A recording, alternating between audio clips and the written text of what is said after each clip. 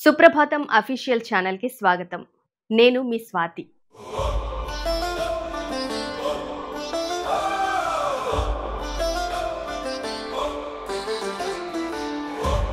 గ్రేటోరియన్ calendar ప్రకారం June మరియు July మధ్యలో వస్తుంది ఆషాఢమాసం. ఆషాఢమాసంలో దేవి తన పుట్టింటికి వెళ్తుందని ప్రజల నమ్మకం. అందుకే ఈ పండుగ సమయంలో దేవుని దర్శించుకొని తమ సొంత కూతురు తమ ఇంటికి వచ్చిన భావనతో భక్తి శ్రద్ధలతోనే కాకుండా ప్రేమానురాగాలతో బోనాలను నైవేద్యంగా సమర్పిస్తారు. ఈ తంతును ఊరడి అంటారు. తర్వాతి కాలంలో బోనాలుగా మారింది. పూర్వకాలంలో ఈ పండుగ రోజున దుష్ట శక్తులను పారద్రోలటానికి ఆలయ ప్రాంగణంలో జంతువులను బలిగా ఇచ్చేవారు. నేడు కోడిపుంజులను మేకలను బలి ఇవ్వటం ఆనవాయితీగా మారింది. బోనం అంటే భోజనం.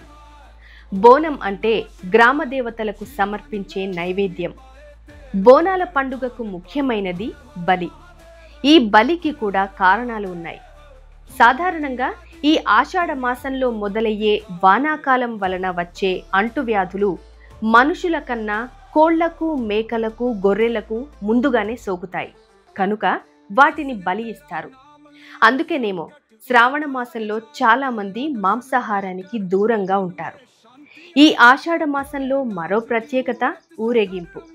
డప్పు చప్పుళ్ల మధ్య పోతురాజుల విన్యాసాలు చేస్తూ అరుస్తూ ఊర్లో ఉన్నటువంటి ప్రమాదకరమైన దుష్ట శక్తుల నుండి విముక్తులు కావటానికి పెద్ద ఎత్తున ఈ కార్యక్రమం నిర్వహిస్తారు.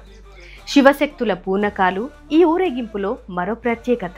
ఈ బోనాల జాతరలో మరొక ఘట్టం రంగం. అమ్మవారు పూనిన వ్యక్తి ఇక్కడ భవిష్యవాణిని చెప్పడం ఆనవాయితీగా వస్తోంది. ఈ భవిష్యవాణిని ప్రజలు ప్రగాఢంగా నమ్ముతారు.